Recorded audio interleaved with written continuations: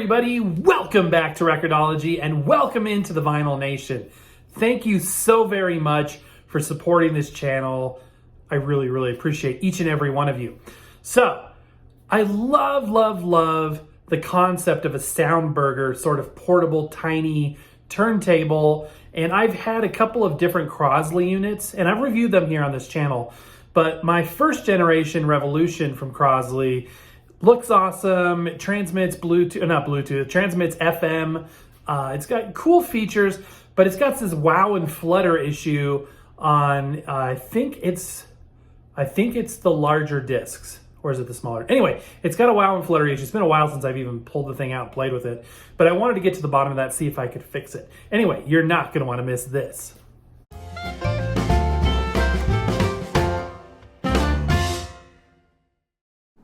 You know, I really love my Crosley Revolution. This is probably the closest thing I'll ever own to like a Soundburger or Mr. Disc type of turntable. And I got to thinking about these recently. I went back and watched other YouTubers' videos about these. I think it's cool, and it's not perfect. And what's frustrating about it to me is that it does have issues. It does have issues. And I wanted to kind of dive deeper into what's causing those and maybe even make a repair. But basically, just going to give you a quick overview. I mean, it's a two-speed turntable, 33 and 45.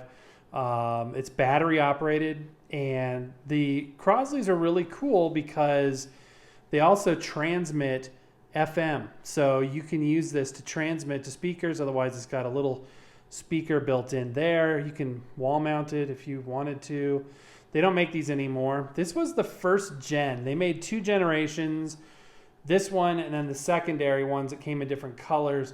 This is, we've reviewed both, by the way, on the show, but this is sort of my preference because it utilizes a magnetic cartridge. And you may be looking at that and saying, that's a red tip, that's not a, that's a ceramic, but it's actually a magnetic cartridge, which is awesome.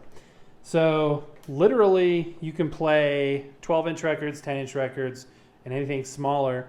It's got this little platter here. This one has a little rubber mat on it, and it's a belt-driven turntable. I've never opened one of these up, but we're going to do it today. It comes with this little rubber guy here. It acts as a 45 adapter. Also a place where you can put the tone arm when it's in the rest position.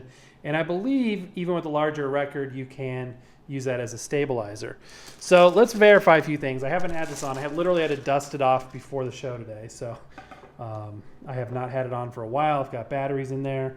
Let's go ahead and power it on.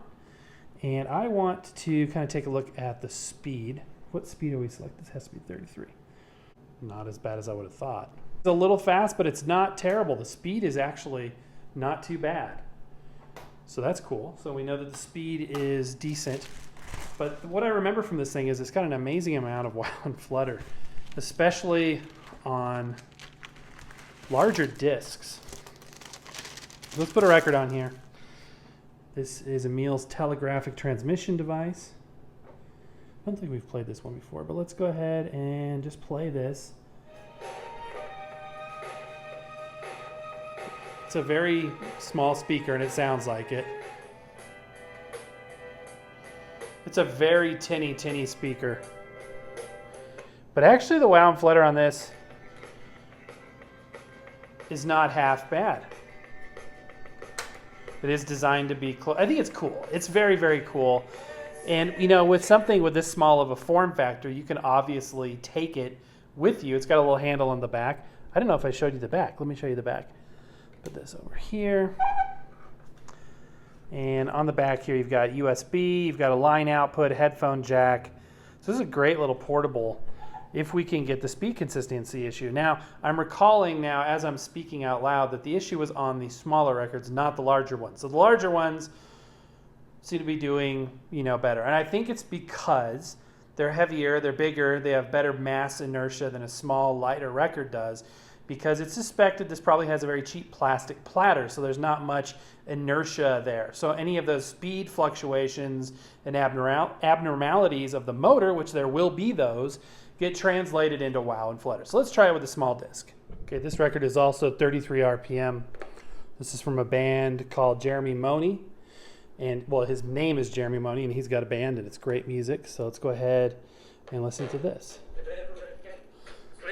Yep, hear that?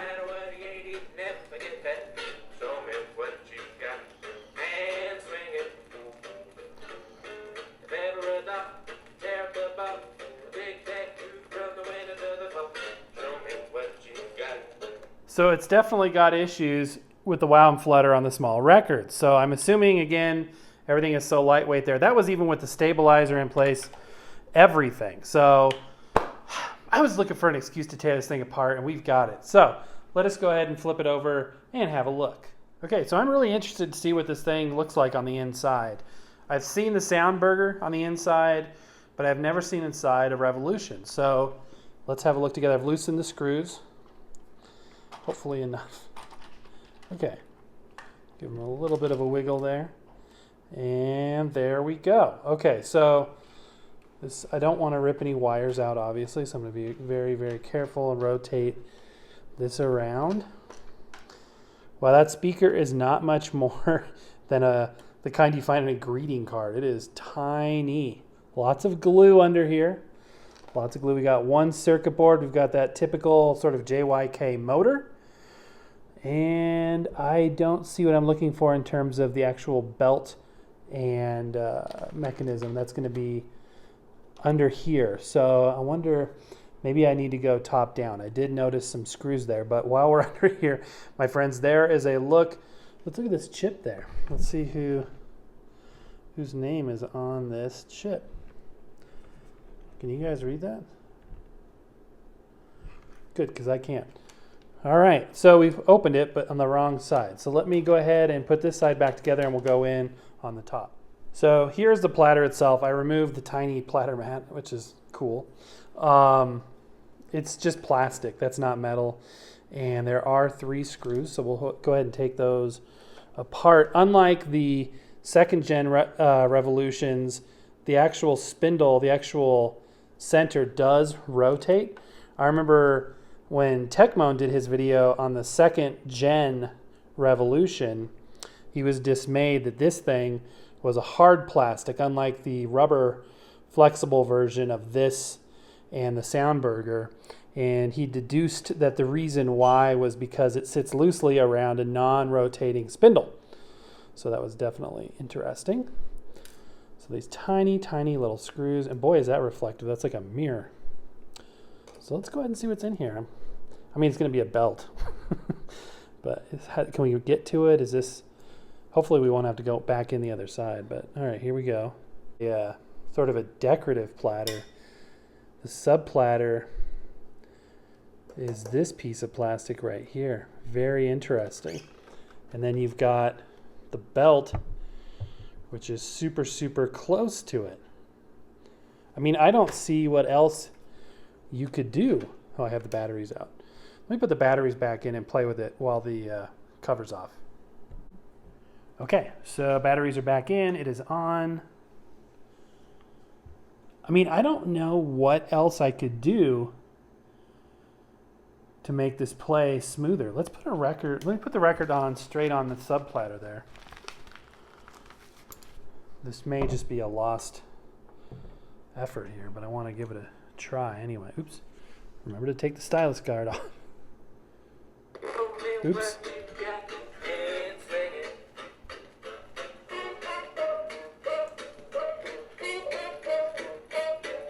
Just crazy wow and flutter. So rather than it being something that can be repaired, it simply could just be, sorry, I bumped the tripod again. Wow, it's dusty. You can see that on camera, but not to the eye. Wow, I need to get in there and clean this thing. As you can tell, I literally haven't been using it very much at all. Okay. So it just may be a design thing. I mean, the belt is brand new. I guess we could take the belt off and see if there's any obvious problems with it. This is a thin belt. Holy cow. But I mean, it's not, see how it lays pretty well formless? There's not like an end that looks like this where it's pinched or anything. It looks pretty formless, which is what you want. And yeah, it is what it is, you guys. I think it's just a design flaw, as it were. It would have been smart to have something to give this some mass inertia.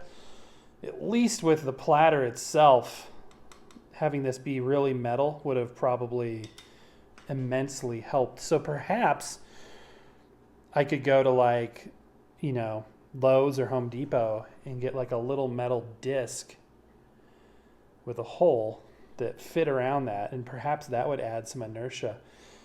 I don't really know. You know what? I just had an idea. Okay, this is a little bit outside the box thinking, but let me put this back together. I've got an idea. Now, this isn't ideal, but it should work. So let's just put another record on there.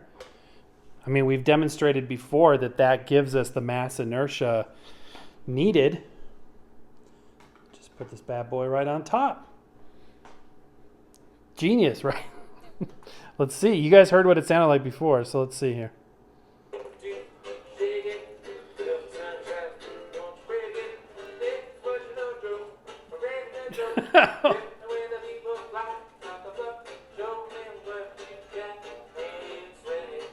I think my batteries are wearing out a little bit. Although I do think the actual wow and flutter is improved. I think it's just my battery is wearing down on this.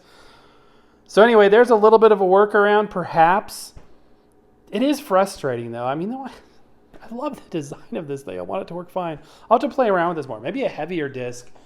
Maybe like this guy right here. Like because this is considerably heavier than a regular record. This is just a, you know, regular 130 gram record. Maybe I put, you know, a decent platter mat. Okay, you know what? Let's just do it right now. I mean, I've got it right here. So I'm going to put the Hudson Hi-Fi platter mat. Just for grins, we'll put it on this side. Put a record on top like that. And drop our needle.